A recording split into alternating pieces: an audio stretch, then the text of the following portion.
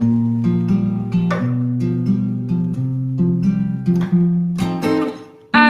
don't want to set the world on fire. I just want to start a flame in your heart. In my heart I have but one desire,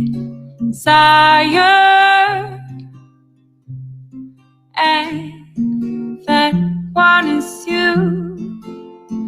No other will do. I've lost all ambition for worldly acclaim. I just wanna be the one you love. And with your admission, you'd feel the same. I'll have reached the goal I'm dreaming of. Believe me, I don't want to set the world on fire. I just wanna start a flame in your heart. I've lost all ambition for worldly acclaim. I just wanna be the one you love. And with your admission, you'd feel the same. I'll have reached the goal I'm dreaming of. Believe me, I don't want to set the world on fire. I just want to start a flame in your heart.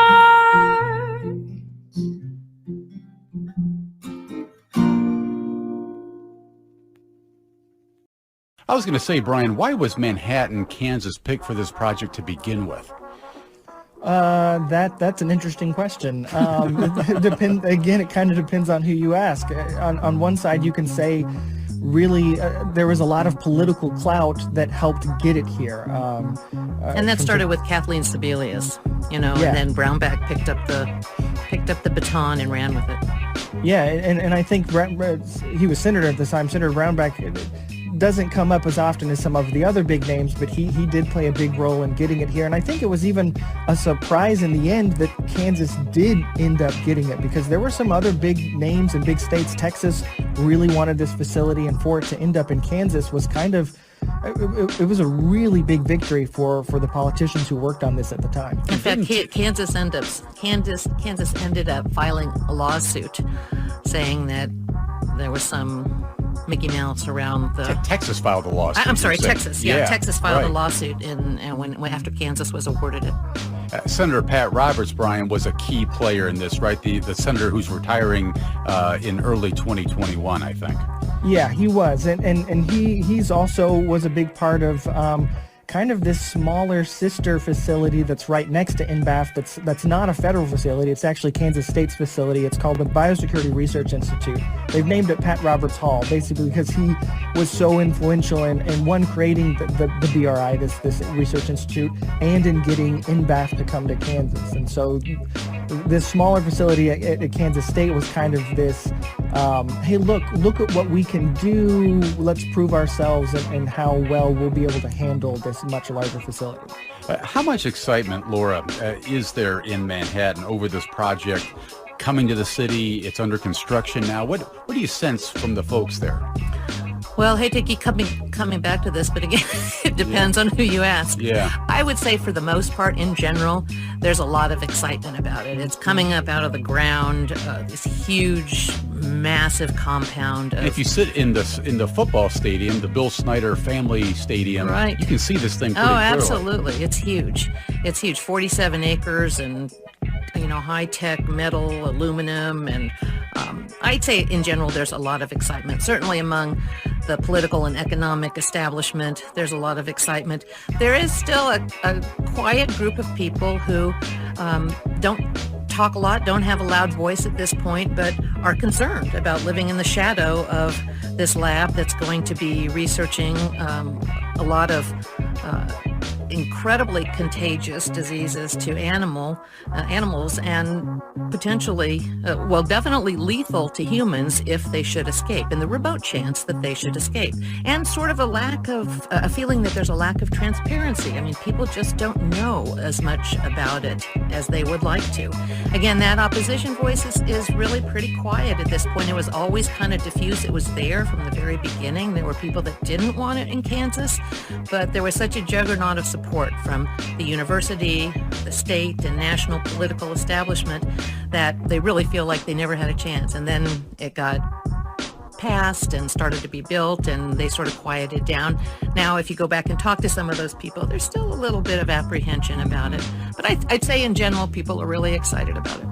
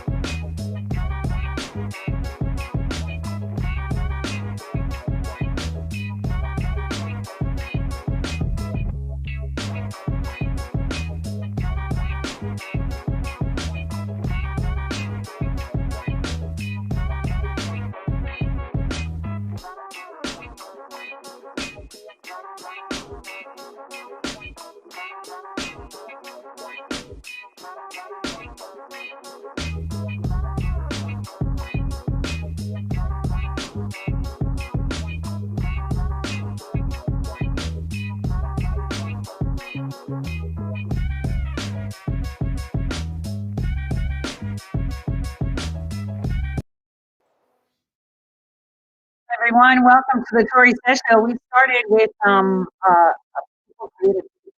You're not, you guys did this, and that backdrop, and I wanted to share another because it seems that the media is now obsolete. It was quite interesting to see the Hill comment on how, the New York Times designed that only establishment is allowed to have a voice. Seems like the New York Times wants to take out the competition, and the competition is good. And that is basically it. I mean, you guys have done some extraordinary work. I want you guys to take a listen to this.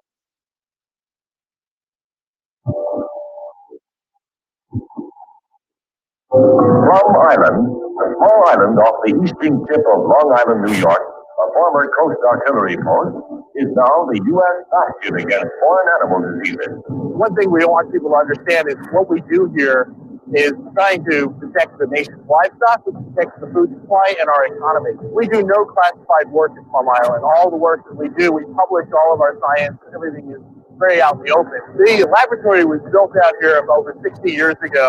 We wanted to make sure when we built the lab that we're going to have any live virus, that it was not on the mainland and could not be spread. Hold on, guys. We got to start this over because I think there's something going on. Here we go.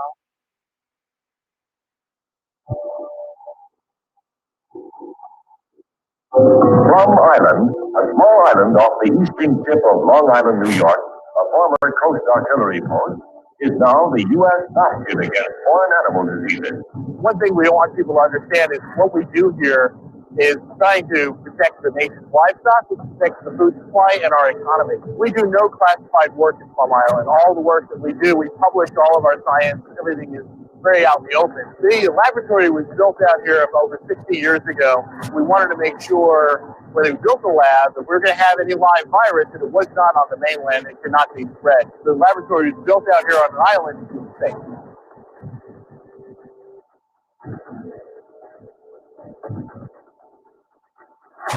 One of the biggest threats to that to the disease like foot and mouth disease that doesn't exist in this country and hasn't been here since 1929.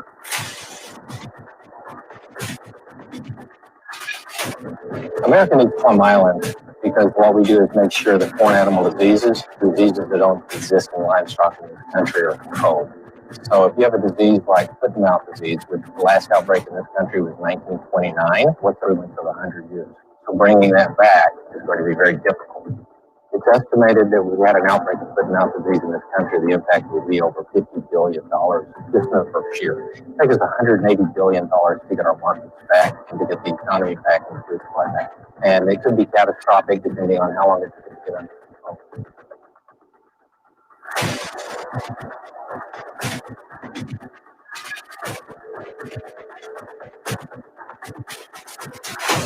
After a fight that spanned more than a decade, Plum Island on Suffolk County will not be sold. A federal budget released last week repealed the auction of the island.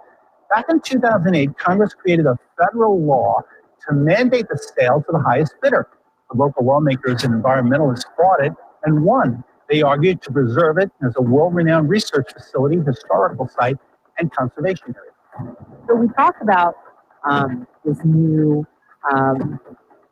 level 4 lab, which, as you understand, has pathogens that have no cures and no vaccines and are being developed.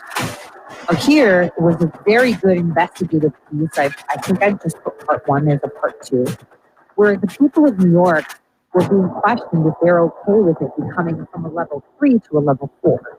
Level 3 means we're dealing only with animal disease, right? And remember, this is an island near New York. It's like in the middle between like Boston, Connecticut, New York, right? Highly densely populated areas. But they were like, listen, man, I'm fine with the whole animal viruses, right? But when you're going to add people viruses, you can't put it near the population. You got to take it to another island, somewhere far, far away from people and animals. He's like, it's like this lab with the animals. You're not going to stick it in the middle of America with cows. They literally say that. Hold on, you guys. Are you guys telling me that my audio sounds bad? That's the video. I can hear it. You guys were because it was a bit off from the way it was done. Is it better? Mm-hmm. Am I coming through okay? Very bad. Okay. All right. Here's what we're going to do. I'm going to restart my show. And for my archivist, I'm going to start this all over again. Sorry, guys. I'm going to end this and start all over again.